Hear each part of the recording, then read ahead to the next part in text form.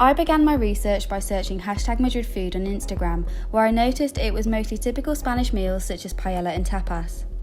The saturation and brightness has been adjusted as the colours jump out at the viewer, enabling the image to look appetising. These adaptations have already provided a false sense of authenticity, as this is not what we would specifically see when tasting the food in person within Madrid. I decided to see whether the large amounts of Spanish food upon Instagram have provided an authentic representation of what tourists would find when eating in Madrid. On TripAdvisor, I searched restaurants in Madrid, which shows us a variety of different ethnic restaurants, such as Italian, Mexican and Thai. If we look down the list of the Spanish restaurants, I came across La Rollerie.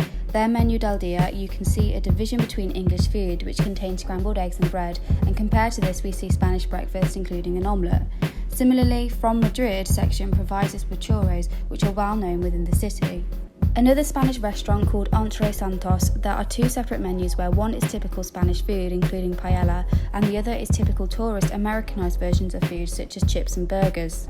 Another Spanish restaurant I researched is Mi Venta, which shows a divide within their menu. Beginning with the classics, we see typical Spanish food such as chorizo and Spanish omelette. As I scroll through the menu, once again I came across a more typical Americanized food such as burgers with French fries and typical British fish and chips. It was interesting to see how the Spanish community assume that tourists want different meals than what is typically offered to the Spanish people. If we compare this to images I viewed on Instagram, they are not accurate towards representing meals within Madrid, as there is more Americanized food than what is presented on social media, creating an inauthentic experience. I took a different approach where I looked at what would be an authentic experience and see how this experience is represented upon Instagram. I managed to find a YouTube video of an olive oil press in Madrid called Castillo de Canena. Here we can see individuals touching, tasting and talking to the producer of the oils, which can clearly see it provides a connection with food experience. When searching #Madrid, I found there were hardly any images of the olive oil presses. I then searched the exact olive oil press Instagram page where we don't see people touching or eating the olives, it is more of the fields themselves. It is interesting to see the misconception that Instagram have created for an authentic Spanish experience. Finally, I looked into ethnic restaurants in Madrid, more specifically focusing on Pantong Thai, which is a well-known Thai restaurant in Madrid. It provides a staged authenticity, as when looking at the images of the food they create, they do not have an egg placed on top of their rice dishes, which is a typical Thai tradition.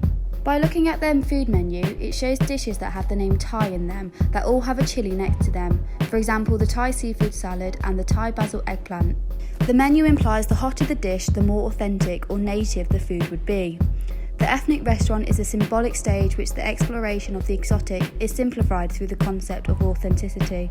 The implication of the tourist gaze upon social media demonstrates the amplification of iconic meals in Madrid and how Madrid live up to the superficial ideal.